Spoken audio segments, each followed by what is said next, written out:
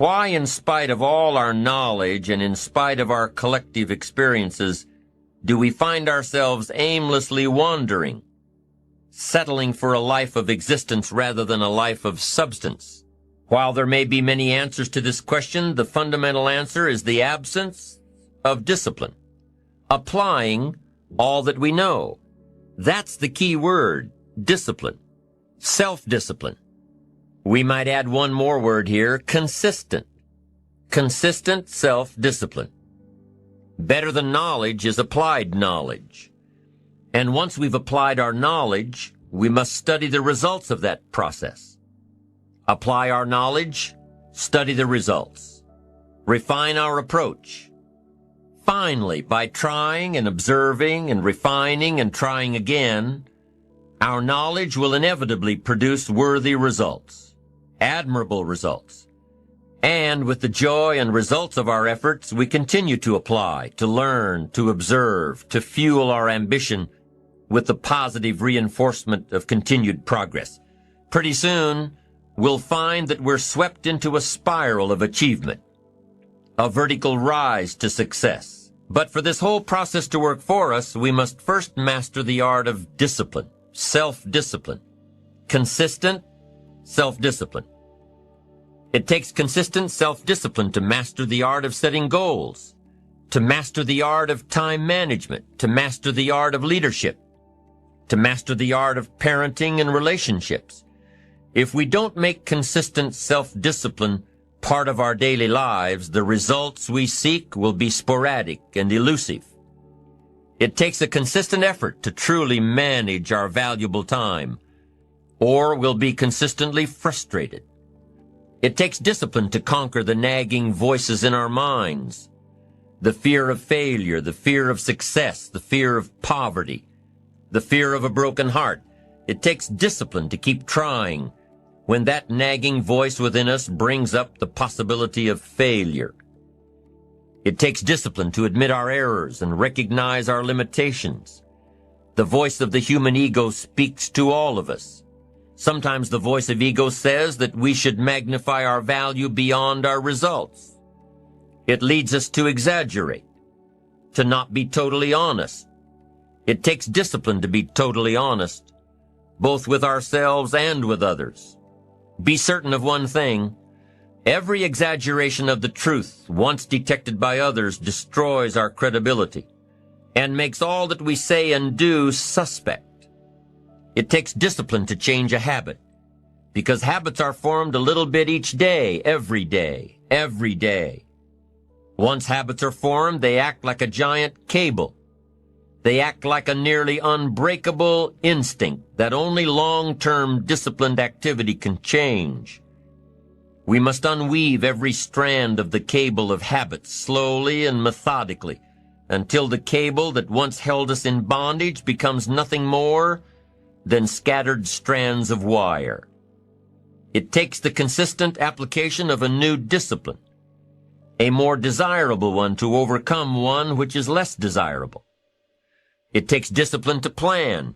It takes discipline to execute our plan. It takes discipline to look with full objectivity at the results of our applied plan. And it takes discipline to change either our plan or our method of executing that plan if the results are poor. It takes discipline to be firm when the world throws opinions at our feet. It takes discipline to ponder the value of someone else's opinion when our pride and our arrogance leads us to believe that we are the only ones with the answers. One good answer might be that discipline is a constant human awareness of the need for action and a conscious act by us to implement that action. If our awareness and our implementations occur at the same time, then we begin a valued sequence of disciplined activity. Now, here's the other side of discipline. If there's considerable time that passes between the moment of awareness and the time of our implementation, then that is called procrastination. Doing it tomorrow instead of today. Procrastination, an almost exact opposite of discipline. The voice within us says, get it done. Discipline then says, do it now. Do it to the best of your ability, today, tomorrow, and always, until finally the worthy deed becomes instinctive. Procrastination says later, tomorrow, whenever I get a chance. In every circumstance we face, we are constantly presented with these two choices. Do it now or do it later. Discipline and procrastination. A choice between a disciplined existence, bearing the fruit of achievement and contentment, or procrastination, the easy life for which the future will bear no fruit, only the bare branches of mediocrity. The rewards of a disciplined life are great, but they're often delayed until some time in the future. The rewards for the lack of discipline are immediate, but they are minor in comparison to the immeasurable rewards of consistent self-discipline. An immediate reward for lack of discipline is a fun day at the beach. A future reward of discipline is owning the beach. For most, we choose today's pleasure rather than tomorrow's fortune. So how can you get rid of the easy distractions? How can you keep your mind on what you're trying to do? How can you keep an attitude of doing it all and doing it now? How can you make the choice of discipline over procrastination? How can you stay focused on your ambitions? You can keep your focus on your work. You can get it done today instead of tomorrow. You've got to really work on your consistent self-discipline on a daily basis, or you'll find yourself distracted. Distracted by negative thoughts, distracted by negative people, and pretty soon, depending on the type of people you've associated with, distracted by your doubts within yourself. Never underestimate the power of influence and associations, and never underestimate the power of your own consistent self-discipline. Now let's take a closer look at discipline. The first key to discipline is awareness of the need for and the value of discipline, and especially the discipline to make the changes. What will it take? What must I do? And what must I become to get all I want from my life? The second key is the willingness. More than that, the eagerness to maintain your new discipline deliberately, wisely, consistently. And the third key to discipline is the commitment to master the circumstances of your daily life, to see and harness the opportunities to make something of the sun and the rain, the good as well as what comes in the guise of misfortune. Discipline does many things, but most important of all is what it does for you. It makes you feel better about yourself. Even the smallest discipline can have an incredible effect on your attitude.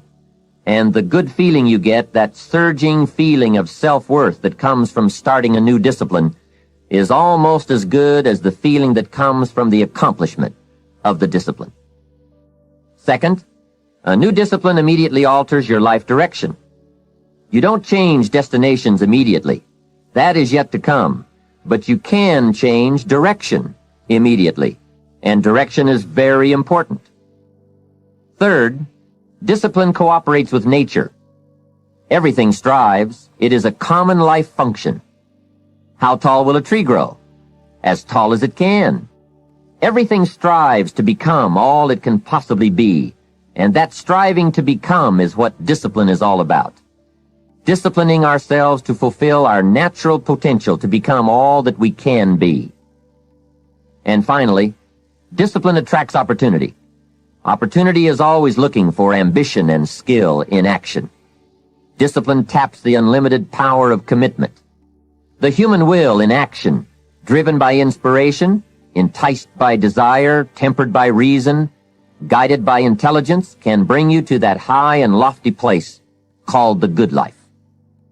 Discipline, those unique steps of intelligent thought and activity that put a lid on temper and a faucet on courtesy, that develop positive and control negative, that encourage success and deter failure, that design lifestyle and control frustration, that enhance health and curb sickness, that promote happiness and manage sadness. Discipline, the start and the continuing process that brings all good things. And remember, Anyone can start the process. It's not if I could, I would.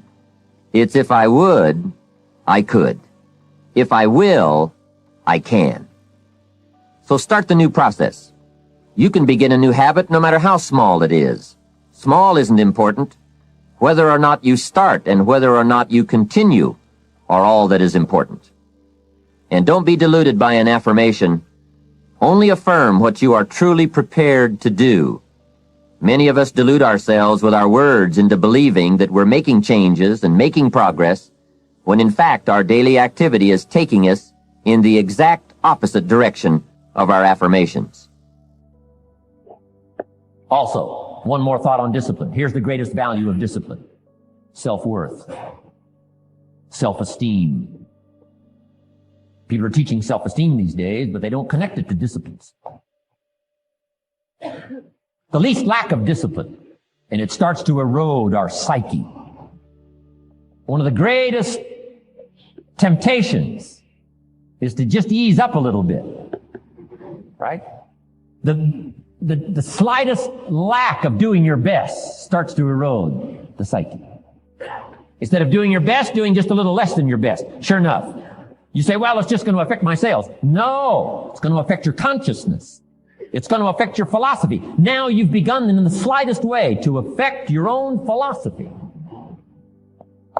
Here's the problem with the least neglect. Neglect starts as an infection. And if you don't take care of it, it becomes a disease. And one neglect leads to another.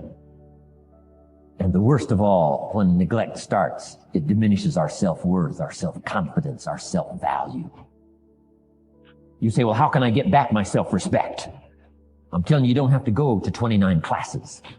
All you have to do is start the smallest discipline that now corresponds to your own philosophy, like I should, and I could, and I will. No longer will I let neglect stack up on me so that I will have the sorry scenario 6 years from now, giving some excuse instead of celebrating my progress. That's the key to discipline. Okay? Let's get kids involved in the least of disciplines. One more, and then one more, and then another one, and then another one, and then some more. And the first thing you know, you're starting to weave the tapestry of a disciplined life into which you can pour more wisdom and more attitude and more strong feeling, more faith and more courage. Now you've got something, a vessel in which to put it. And now the equities start to flow. And the early return, I'm telling you, if you'll start this process, the early return will have you so excited, you'll commit yourself to this strategy for the rest of your life.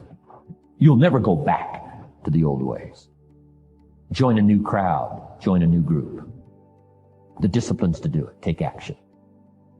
Prove to yourself that waiting is over, hoping is past, and that faith and action have now taken charge. It's a new day, a new beginning for your new life. With discipline, you can't believe the list of positive moves you can make in the first day of your new beginning.